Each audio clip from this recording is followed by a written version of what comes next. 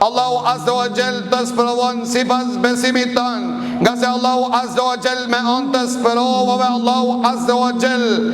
që e ka lit besimin në zemrat e besimtarve. Para të rruzullit të kësor, nëse shiqojmë sot, më të sprovuarit janë, më të fuqishmit që janë në iman. Para të bota, sot kamet me goj hapur, si ka mundësi që 200 dit, si ka mundësi që më shumë se 20 muaj të bojnë rezistent, vëllezërit tanë Palestinë, si ka mundësi që të luftojnë me mbar botën, por vetëm statistika që flasin në vitin 2024 801 aeroplan vetëm nga Shtetet e Bashkuara të Amerikës që sjellin me tonelata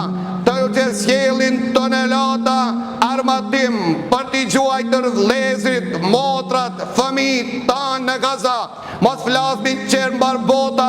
që ban eksperimente të gjithë llojeve të armëve. S'ka një lloj arme deri ditën e sotit që nuk është përdor dhe nuk është duke u përdor në këto vende të ndërshëm. Megjithatë, ende qëndrojnë, kush i bani ato që të qëndrojnë, s'ka mundësi që të qëndrojnë një njeri, vetëm se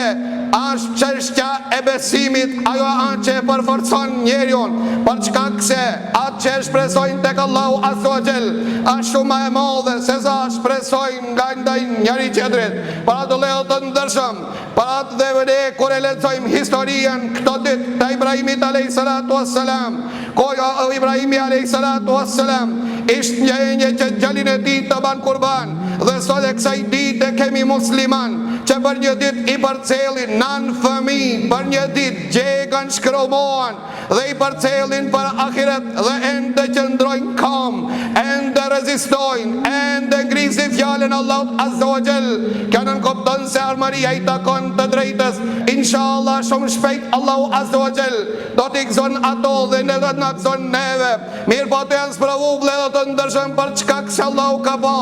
imanin e madh që e barti në zemrat e tyre. Për ato lejo të ndërshëm, këto janë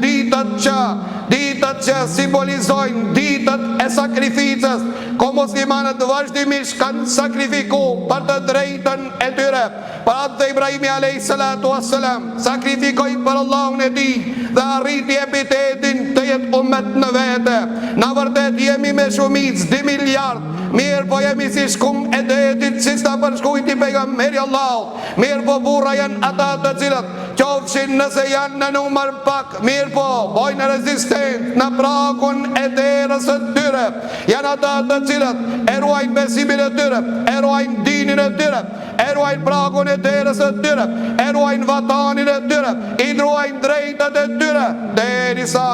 Allahu Azza wa Jall të ke caktu të zbrit ndihmën e s'kartishim se Allahu Azza wa Jall nuk i sprovon njerëzit më shumë se kanë iman, po Allahu Azza wa Jall i sprovon që të kalit imanin, besimin në zemrat e tyre, nga se ne jemi pranë sprovave të akhiri zamanit dhe sprovat e akhiri zamanit ndodhin veçanërisht në këto vende. Pa këto janë hikmetet dhe urësit e Allahu Azza wa Jall, përse Allahu Azza wa Jall i sprovon ato më të shumti, nga se ato janë rojtar e dinit Allahut Azza wa Jall. Dhe imani kur do pësohet, siç ka thonë pejgamberi Allahut, në akhiri zaman imanin do ta gjeni në tokat e Shamit, siç ka thonë pejgamberi sallallahu alaihi wasallam, rezistenca e ummetit është në këtë vit dhe këtu do të zhvillohen betejë të mëdha, siç ka paralajmëruar pejgamberi Allahut në akhiri zaman. Për këtë arsye Allahu Azza wa Jall vetëm po përgatit botën për ndodhi të mëdha, dhe Allahu Azza wa Jall